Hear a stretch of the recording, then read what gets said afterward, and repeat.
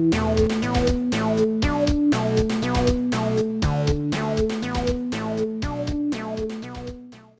everybody. This is Doug Howard with Growth Team Strategies, and I'm here with Kathi Fleck for another episode of our Selling the Dream podcast, talking about tips and strategies for ways that you can improve the likelihood of successfully selling your business or transitioning it to the next generation. Today, we're going to talk about when's the best time to sell your business, how early you need to be thinking about it, what are some of the things that will impact that.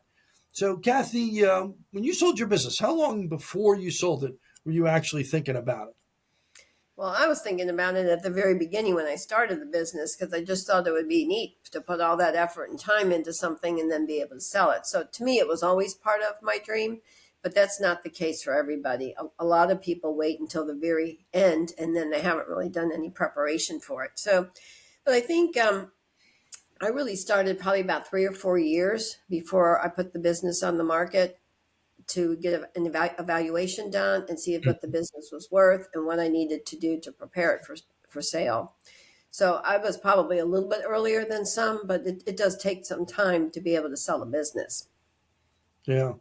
Well, I think one of the things that always strikes me when you're selling a business, right, you're always looking at some period of time on the financials, right? Like a 3-year window of time. Mm-hmm. And so anybody that wants to have a better financials, set of financials, a better picture, better numbers, it's like if that period of time hasn't started for you, you at least need to be 3 or 4 years in advance, right? I mean, to impact what those are going to even look like.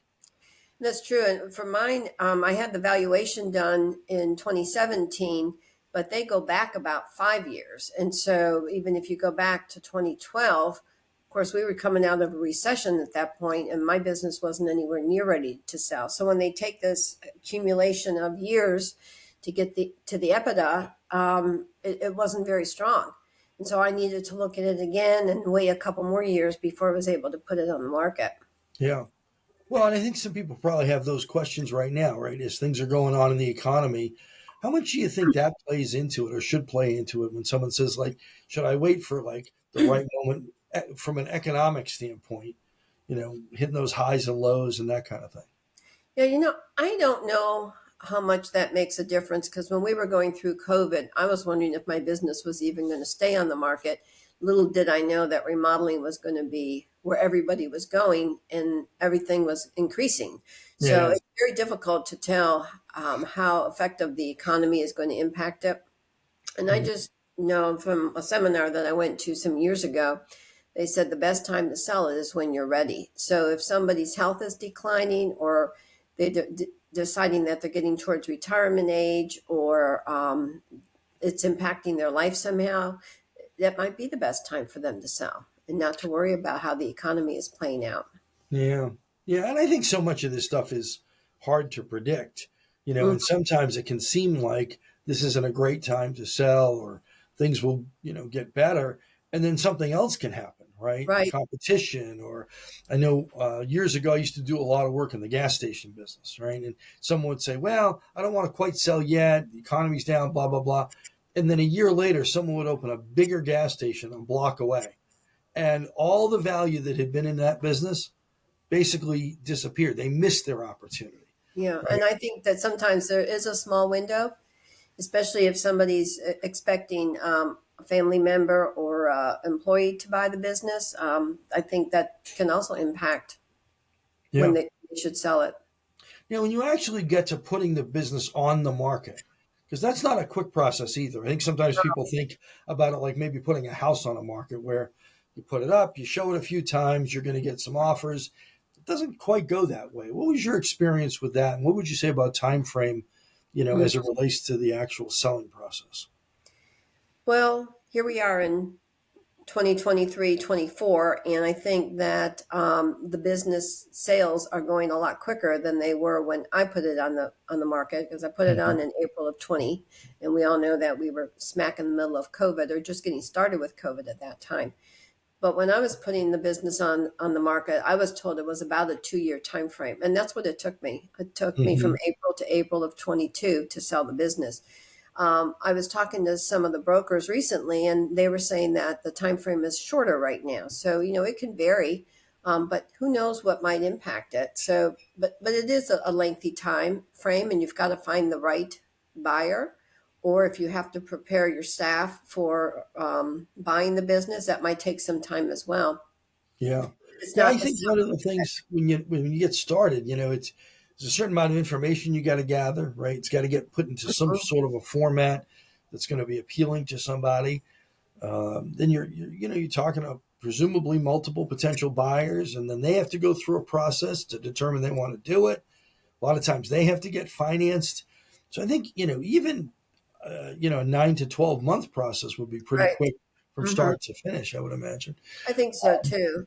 Yeah. And I Yeah. know when I was talking to the brokers, they were saying it's about now a 7 to 12, 14 month time frame. Yeah. But again, that can vary at any time. And if you don't find the right buyer, like for me, the buyer should have completed the sale within 3 months and it took 6 months. So you Right. don't really know how long something's going to take. Well, and I know, you had some of these questions at the time too. Lots of other folks have as well. But you kind of also get to this point of saying, okay, well, I've got a time frame in mind, and if it doesn't meet that time frame, do I do something, dramatic with the business? Do I continue to build the business? And so just kind of, I think planning for that period of time is really Mm. important. But I've seen some business owners, you weren't one of them, but that they kind of get claustrophobic. It's like, hey, I wanted to be out by this time, and then it becomes a little bit more of a panic. They start looking at opportunities going by, and I think it causes them sometimes to maybe not get the best price, not to get the Mhm. best deal. All of a sudden it's more about getting out than it is getting it done right.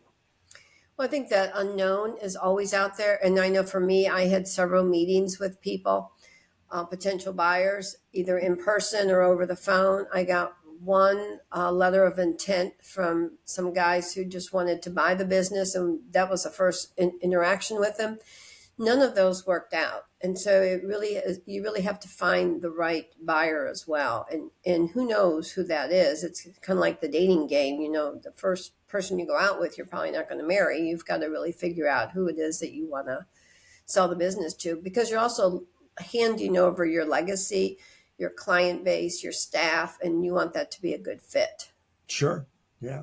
Well, and I think even if people are transitioning their business and it's not a sale, people sometimes underestimate how long it takes to get people ready to take on that transition. Right? Sometimes I'll hear people say, "Well, I do most of the sales in my company, but when so and so takes over, I'm going to have them start getting involved a year or two ahead of time." And it's like, well, that doesn't give them a lot of time to get really No, good no, at it what they're doesn't. going to be doing, right? Or if they're even going to stick around. I've seen it with family members and employees where they don't. Yeah. Almost have to Yeah. have that in place ahead of time and make sure that it's running smoothly. Or maybe you stay on, maybe the owner stays on as a partner for some time to make sure things run smoothly. Right. Yeah. So I know we like to talk about 5 years to go, right? That's kind of the window of time that we say, well, if you want to make some changes and then impact those 3 years of financials and then have some time to sell it, that's sort of a pretty good framework. For some folks, I know they start earlier, especially if they're doing development plans for their staff. I've seen people start as early as 8 to 10 years out. Mhm. And of course, if someone's closer to that period of time, they want to sell in 2 years. There's some things you can do fairly quickly, right? But I think for me, that's about the ideal time frame, about 5 years. If somebody's just getting started with it and they have that kind of time frame to work with, then it's really forward thinking to be able to plan for the 5 years, because not everybody has all of their parts of the business in place. Some don't understand the financials, or there's a dip. Maybe the staff ends up having more turnover than they expected, or maybe something happens with the economy that pushes them back. But I do think that 5 years is a really good time frame to get prepared for exiting the company. Yeah. So I think in wrapping up, I would encourage folks, if you think about where you are 5 years from today, what you're going to be doing, where you're going to be living, what you're going to expect to do in terms of travel or, time with family, whatever, and you think that within that period of time, it's pretty likely that you're going to want this business to transition. Time is really now to start having some of those conversations, getting some information, and At least and you know really where you start thinking stand. about it. at least to know where you stand with something. That way you can make better decisions. Absolutely. We're all about better decisions, right? You don't make better decisions, you call us for other reasons. But right now, we want you to make good decisions, right? Right. All right. Kathi, thanks so much for spending some time today. And yeah, it's Doug and Kathi with Selling the Dream. We'll talk to you soon. Thanks, Doug. Thank you for listening to the Selling the Dream podcast starring Doug Howard and Kathi Fleck. Both Doug and Kathi have built and sold successful businesses and hope this podcast will help other small business owners do the same. Tune in every week to hear more tips for increasing the value of your company so you get the highest return for your years of hard work when it comes time to sell or transition your business. Can't wait till next week? Check out our website for more information at www.growththemes.com.